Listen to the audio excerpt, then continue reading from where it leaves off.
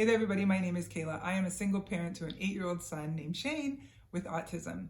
I wanted to create this channel as a space to share what I've learned along the way and hopefully improve the lives of some families living with autism. In today's video, I'm going to share with you a few of the things that I do to help keep my own cool and my own sanity when Shane is having a hard time and his autism is sort of out of control and his behaviors are being very difficult to manage.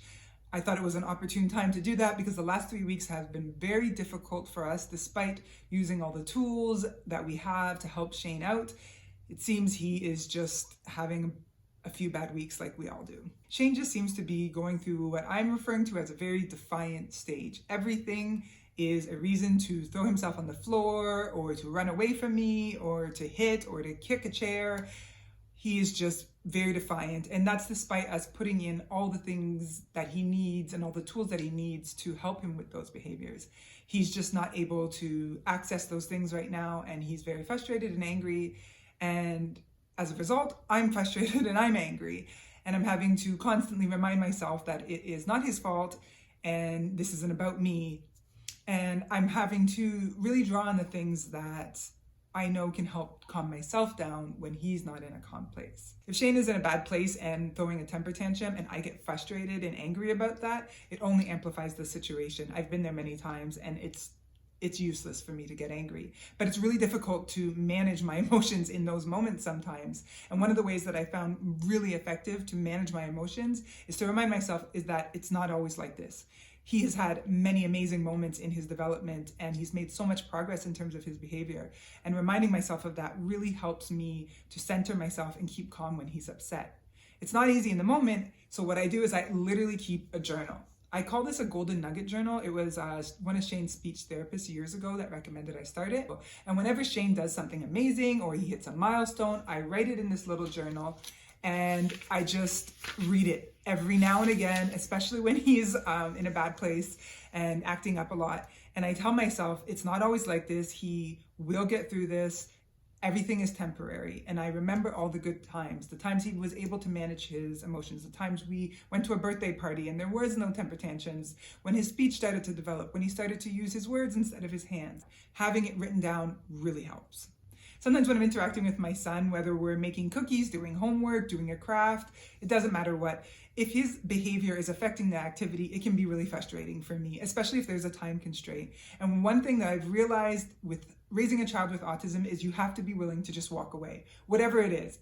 The homework might not get done, but it doesn't matter as long as you keep your sanity, as long as you keep your cool.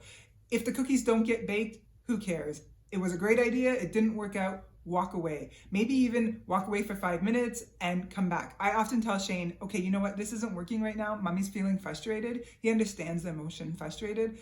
Give mommy 5 minutes. Just so that I don't start yelling or get frustrated with him or send bad energy his way. I will literally just walk away from whatever activity it could be, a birthday party, it doesn't matter.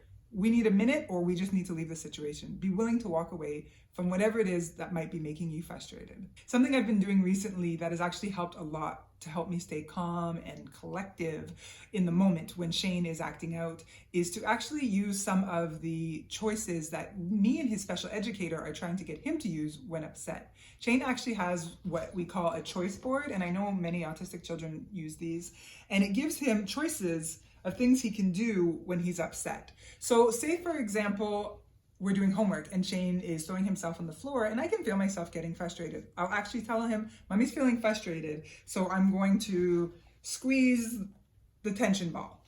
Or I'll just start counting to 10. Deep breaths work very well for Shane, so I'll take 5 deep breaths. And then I can actually feel myself starting to calm down a bit. But what's better is Shane's actually seeing me implement those things. And it really helped him to understand the process of using things that can help you to calm down and using them as tools. Sometimes, like when I'm driving, Shane will actually say to me, Mom, like if I'm getting a little road rage, take 2 deep breaths or whatever it is. So implementing the calming strategies that my son uses can actually help me to stay calm in situations also. I think the biggest thing that has helped me to manage my own personal emotions when my son is having a hard time and acting out is to always manage my expectations. In the beginning, I was always frustrated and angry when things didn't go the way I thought they should go. And when you have a child with autism, that's just not the case.